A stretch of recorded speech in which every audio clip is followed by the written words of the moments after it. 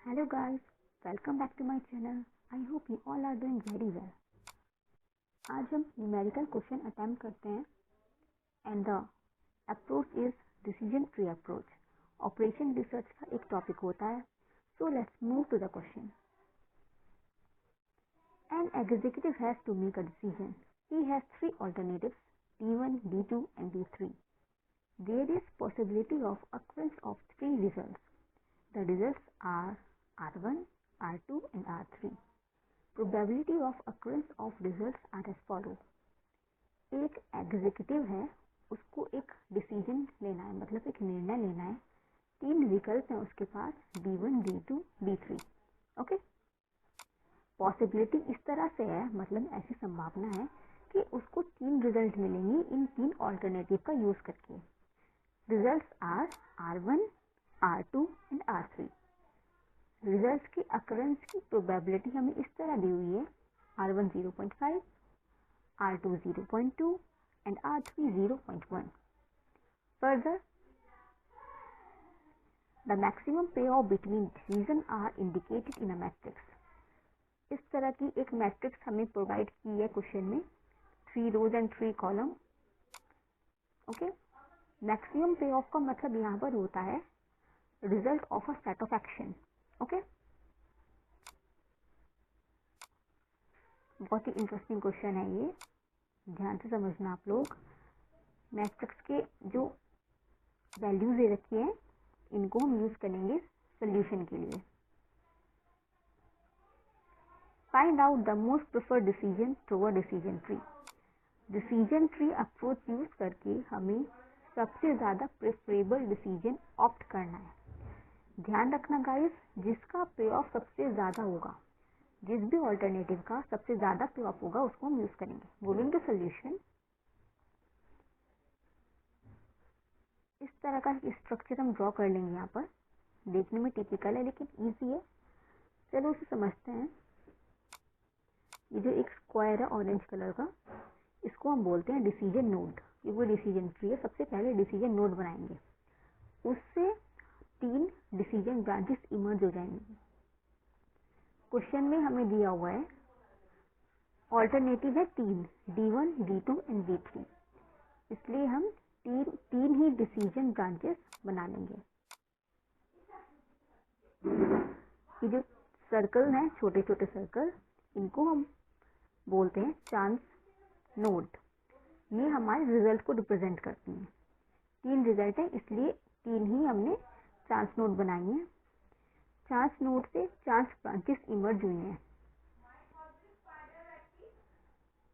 R1, R2, R3 तीन ही हमारे result थे एंड उनकी प्रोबेबिलिटी भी तीन ही थी. देखिए हर ऑल्टरनेटिव के सामने तीन प्रोबेबिलिटीज दी हुई है मैट्रिक्स में भी.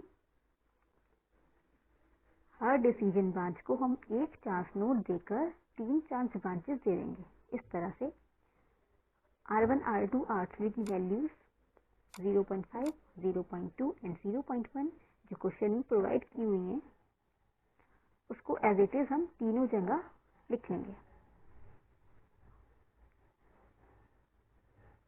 देखिए सॉल्व कैसे करते हैं इसको. D1, R1 की वैल्यू मैट्रिक्स में है 14. R1 की वैल्यू 0.5, उसको मल्टीप्लाई करेंगे 14 से and then bracket close. Then 0.5 multiplied by 14 we get 7. D1, R2 की वैल्यू 9. R2 की वैल्यू है 0.2, इसको मल्टीप्लाई करेंगे 9 से, वी विल गेट 1.8. जो व्हाइट कलर में जो टेक्स्ट बॉक्स है जहाँ R1, R2 एंड R3 लिखा है, आपको बॉक्स ड्रॉ करने की नीड नहीं है, आप डायरेक्ट लिख लेना. ये मैंने सिर्फ समझाने के पर्पज से यहाँ पर यूज किए हैं. ओके. नेक्स्ट इज R3, इसकी वैल्यू है 0.1 एंड D1, R3 की वैल्यू है 10. So 0.1 multiplied by 10 we will get 1. Okay. So 0.5 into 14 7, 0.2 into 9 1.8 and 0.1 into 10 is equal to 1. ये हमारा पे ऑफ आ गया. अब हम एक्सपेक्टेड पे ऑफ निकालने के लिए इन सबको ऐड करेंगे. 7 plus 1.8 plus 1 is equals to 9.8. ये D1 ऑल्टरनेटिव का पे ऑफ हमारा निकल के आया है 9.8. अब हम इसी तरह D2 का निकालेंगे. D2 R1 की वैल्यू है 11, then it is 10 and then it is 8. Procedure repeat करके इसी तरह से हम यहाँ पर लिख लेंगे तीनों जगह पर values respectively. Then on multiplying we get 0.5 multiplied by 11 5.5, 0.2 multiplied by 10 2 and 0.1 multiplied by 8 0.8. इन तीनों को ऐड करके हमने पे ऑफ निकाला है 8.3. That is for D2. In the same way D3 की वैल्यू एंड R1 की value 9, D3 R2 10 and D3 R3 10.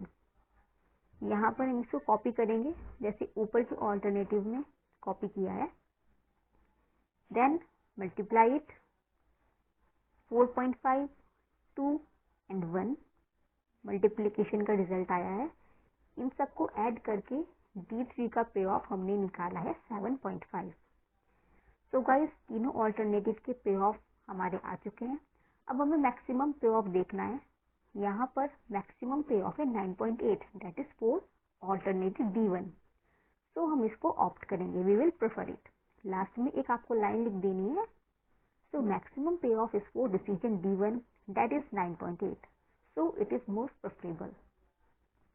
Okay guys, तो हमारा क्वेश्चन यहाँ पर कंप्लीट हो चुका है. Thank you so much for watching and please like and subscribe my channel. Thank you so much.